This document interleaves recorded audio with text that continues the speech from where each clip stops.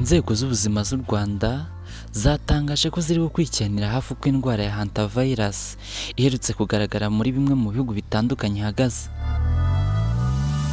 Bikubiye mu itangazo Ikigo cy'Igihugu gishinzwe Ubuzima RBC cyashyize hanze ku itariki 10 Gicurasi 2026. Iby'indwara byatangiye kumenyekana mu minsi ishize ubwo yahitanaga bamwe mu bantu 150 bari mu bwato bwa MV Hondias bari mu rugendo. Ibyatumye abagenzi bahera mu bwato uko ibihugu byatinyaga kubakira. Ubwato bwahagurutse mu mujyi wa Ushuaia mu majyepfo ya Argentine mu rugendo rwo kureba ibyiza nyaburanga byo ku mugabane ukonje cyane wa Antarctique n'ahandi. Ibyari ibyishimo byahindutse agahinda ubwo abantu batangiye kurwara umusubirizo, bamwe baranapfa birayoberana. Umwe muri bo yapfuye ku itariki 11 Mata 2026, umurambo we ukaba waragumye muri ubwo bwato kugeza ku itariki 24 Mata ubwo wavanwagamo bageze ku kirwa cya St Helene, maze umugore we asohoka mu bwato kugira ngo amuherekeze. Uyu mugore nawe yaje kurwara maze apfa nyuma y'iminsi 3 gusa. Ku itariki 2 Gicurasi umugenzi wa gatatu ukomoka mu Budage nawe yapfiriye muri ubu bwato.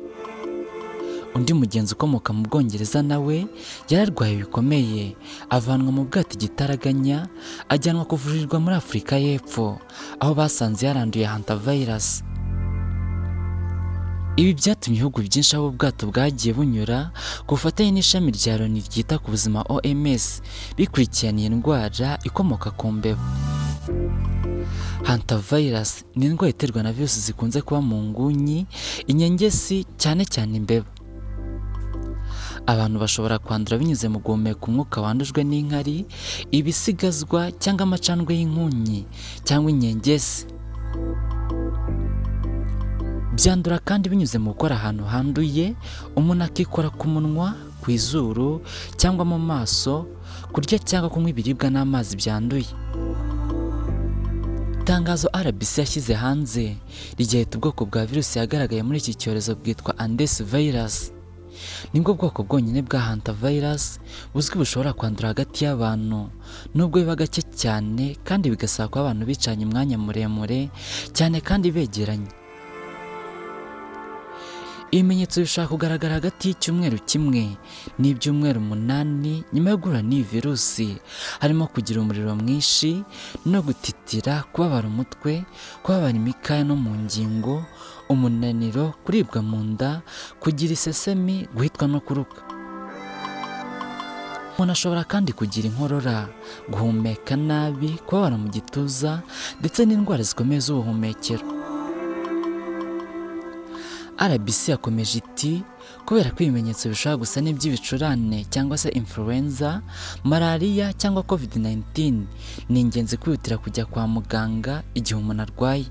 Ubu bwato kuko bwarimo abantu baturutse mu bihugu bitandukanye, ibihugu byinshi byabifitanye isano hafi nabyo byatangiye gukurikirana, birimo Argentine ubu bwato bwaturutsemo, Afurika y'Epfo hamwe abarwayi bavuye mu bwato bakajya kuvurirwa, Ubuholandi nabwo bwakiriye bamwe muri aba, Ubusuwisi kuko hari umuturage wabwo wavuye muri ubwo bwato agasanganwa Hantavirus, Cape Verde aho ubwato bwari bwaraheze ndetse n'ibindi.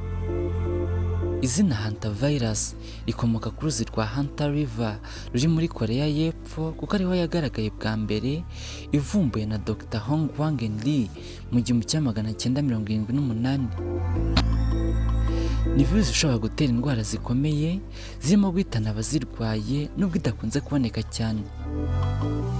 Iyi virusi iba mu nyegesi nk'imbeba, cyane cyane imbeba zitwa den mice zikunze kuba mu majyaruguru ya Amerika, cyane cyane mu mashyamba, mu mirima no mu byatsi. Mushimira gukurikirana ikiganiro cyose kuri Mugishatv, mukomeza gukanda subscribe kugira ngo ibiganiro byiza tubagezaho umunsi ku wundi bijye bageraho ku gihe.